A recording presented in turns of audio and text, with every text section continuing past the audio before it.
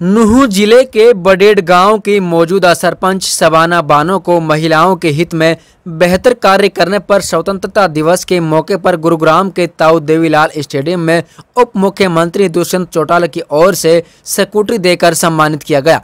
शबाना बानो की इस उपलब्धि की जिले भर में तेज गति से चर्चा हो रही है। बड़ी बात यह है कि नूंह जिले के गाँव बडेड़ से सरपंच शबाना बानो और एंडरी खंड के गांव हिलालपुर से उषा शर्मा सहित केवल 2 महिलाओं को उप मुख्यमंत्री की ओर से स्कूटी प्रदान की गई है।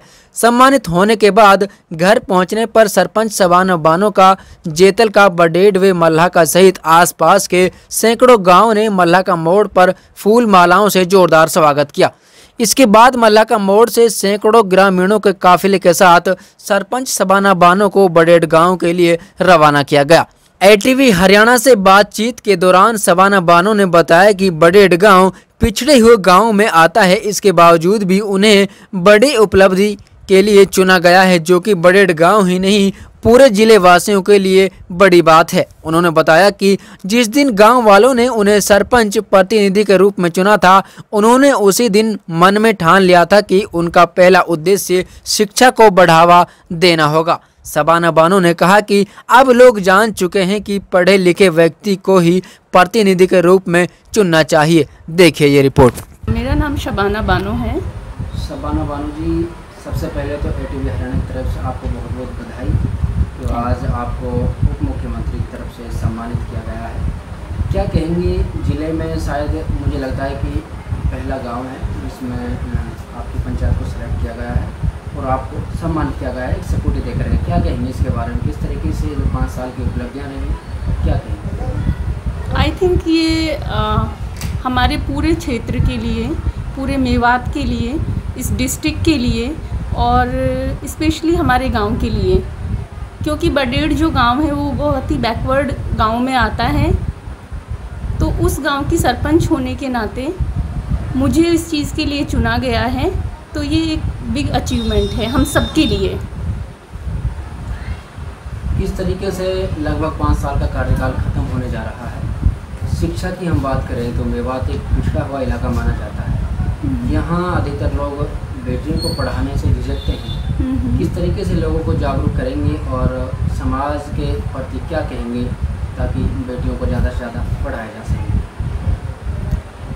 जिस दिन मैं सरपंच बनी थी, मुझे इस गांव के लोगों ने अपना प्रतिनिधि चुना था।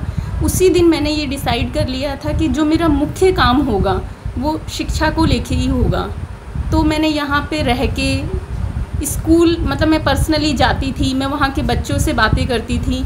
तो मेरा मेन मोटिव यही था कि मैं बच्चों को जागरूक करूँ कि शिक्षा के बगैर जीवन में कुछ भी नहीं है।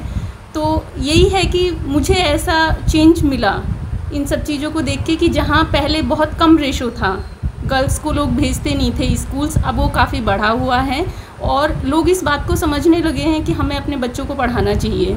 और रही उपलब्धियों की बात, तो हमने हर क्षेत्र में काम किया है, चाहे से वो नरेगा हो या फिर शिक्षा तो है ही है, बाकी हर चीज़ से हमने, जैसे गांव को ODF कराया था, तो हर क्षेत्र में हमने काम किया है।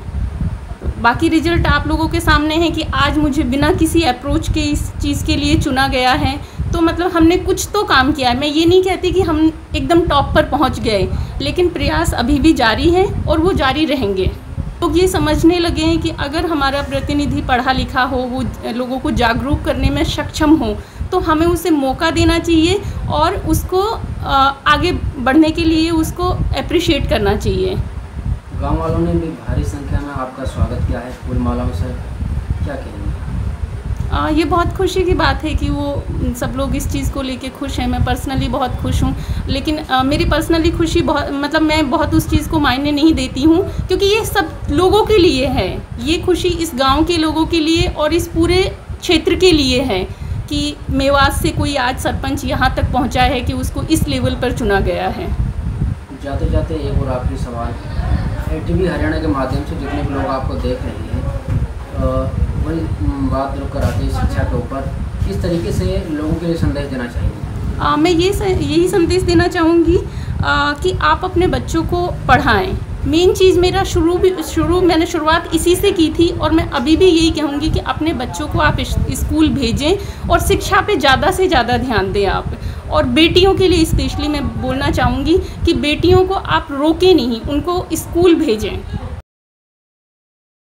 मोहम्मद तस्लीम, गांव मल्लाह का सरपंच पद के उम्मीदवार की तरफ मेरी तरफ से सभी देशवासियों को 15 अगस्त की शुभकामनाएं।